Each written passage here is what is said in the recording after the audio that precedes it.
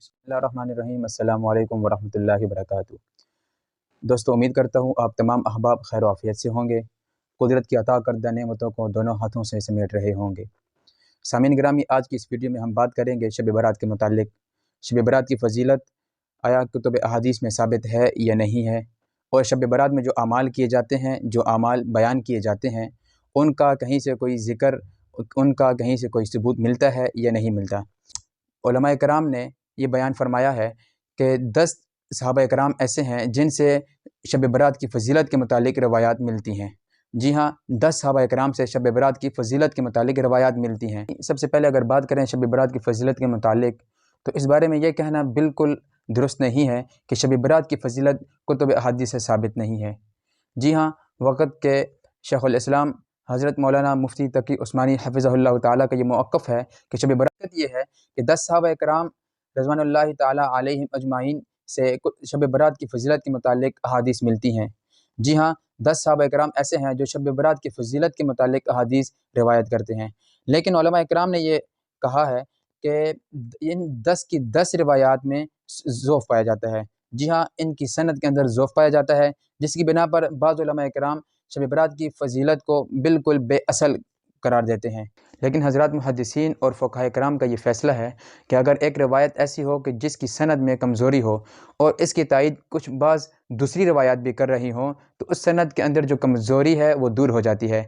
और जैसा कि मैंने अर्ज़ किया आपके सामने कि इसकी फ़जीलत के मुतालिक 10 सहाबा कराम से रिवायात मरवी हैं, लिहाजा जिस रात की फ़जीलत के मुतालिक 10 सहाबा कराम से रिवायात मरवी हों, उसको बेअसल कहना ये कतई दुरुस्त नहीं है। शब बारात में इबादत के मुतालिक अगर बात करें तो खैरुल कुरून के ज़माने में, यानी कि सहाबा कराम, ताबीन, तबा ताबीन और सल्फ़ सालिहीन के दौर में ये रिवायत चली आ रही है कि वो इसकी फ़जीलत के कायल थे और शब बारात में वो खुसूसन इबादत का एहतमाम किया करते थे और इसकी फ़जीलत से फ़ायदा उठाते थे।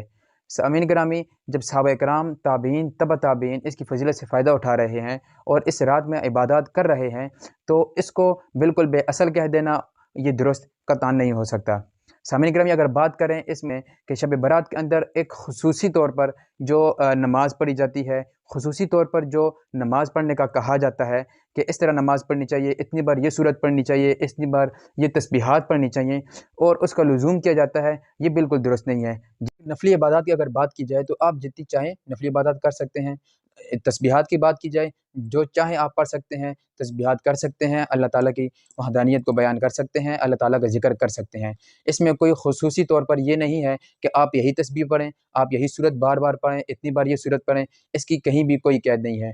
सामीन गिरामी, मैंने आपके सामने बात की है कि शब बारात में एक अमल तो ये बयान किया जाता है कि एक मख़सूस किस्म की नमाज़, एक मख़सूस किस्म की नमाज़ कि ये सूरत इतनी मरतबा पढ़नी है, ये तस्बीहात इतनी मरतबा पढ़नी है।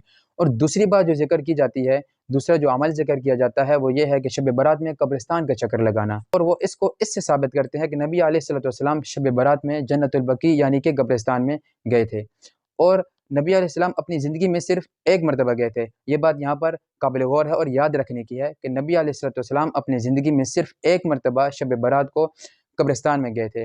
अब अगर नबी अलैहिस्सलाम से इस चीज़ को लें कि आप सल्लल्लाहु अलैहि वसल्लम गए थे, तो हम भी शब बारात को कब्रिस्तान में जाएँगे, तो नबी अलैहिस्सलाम ज़िंदगी में सिर्फ़ एक मरतबा गए थे, तो हमें भी एक मरतबा जाना चाहिए।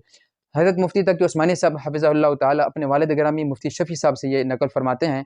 वह कहते हैं कि मेरे वालिद गिरामी एक बहुत अच्छी बात किया करते थे कि जो चीज़ जिस दर्जा की साबित है, उसको उस दर्जे में रखा जाए। नबी अलैहिस्सलाम ज़िंदगी में एक मरतबा शब बारात को कब्रिस्तान में गए थे, तो आप भी अपनी ज़िंदगी में सिर्फ़ एक मरतबा जाएँ। न ये है कि आप हर शब बारात को, हर साल शब बारात आए और आप कब्रिस्तान की ओर चल दिए। लिहाज़ा हर शब बारात में कब्रिस्तान में जाने का एहतमाम करना, कब्रिस्तान में जाने को लाज़िम करार देना और कब्रिस्तान में जाना ये शब बारात का रुकन लाज़िम करार देना, ये कतई भी दुरुस्त नहीं है। एक और अमल जो बयान किया जाता है कि 15वीं शब के बाद जो दिन आता है, यानी कि 15 शबानुल मुअज़्ज़म का रोज़ा रखना। इस मुतालिक कुतुब अहादीस में सिर्फ़ एक ही रिवायत मिलती है। जी हाँ, सिर्फ़ एक रिवायत में 15 शबानुल मुअज़्ज़म का रोज़ा रखने की फ़जीलत आती है और याद रखें वो रिवायत भी ज़ईफ़ है। लिहाजा 15 शाबानुल मुअज़्ज़म का रोज़ा रखने को सुन्नत करार देना, इसको मुस्तहब करार देना, ये बिल्कुल भी दुरुस्त नहीं है। और अय्याम बीज़ का रोज़ा रखने से वैसे भी रसूलुल्लाह सल्लल्लाहु अलैहि वसल्लम ने मना फ़रमाया है। लिहाजा सामीन गिरामी, ये 3 अमल ज़िक्र किए जाते हैं, एक मख़सूस नमाज़ पढ़ना, उसका کہیں پر بھی کوئی ثبوت نہیں ہے۔ آپ نفلی نماز پڑھ سکتے ہیں، تسبیحات وغیرہ کر سکتے ہیں۔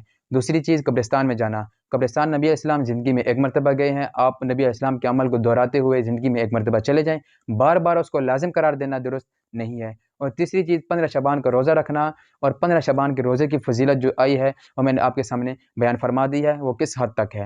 دوستو اسی کے ساتھ آپ سے اجازت چاہیں گے، ویڈیو کو لائک کرنا، شیئر کرنا مت بھولیے گا، اور دعا میں یاد رکھیے گا۔ والسلام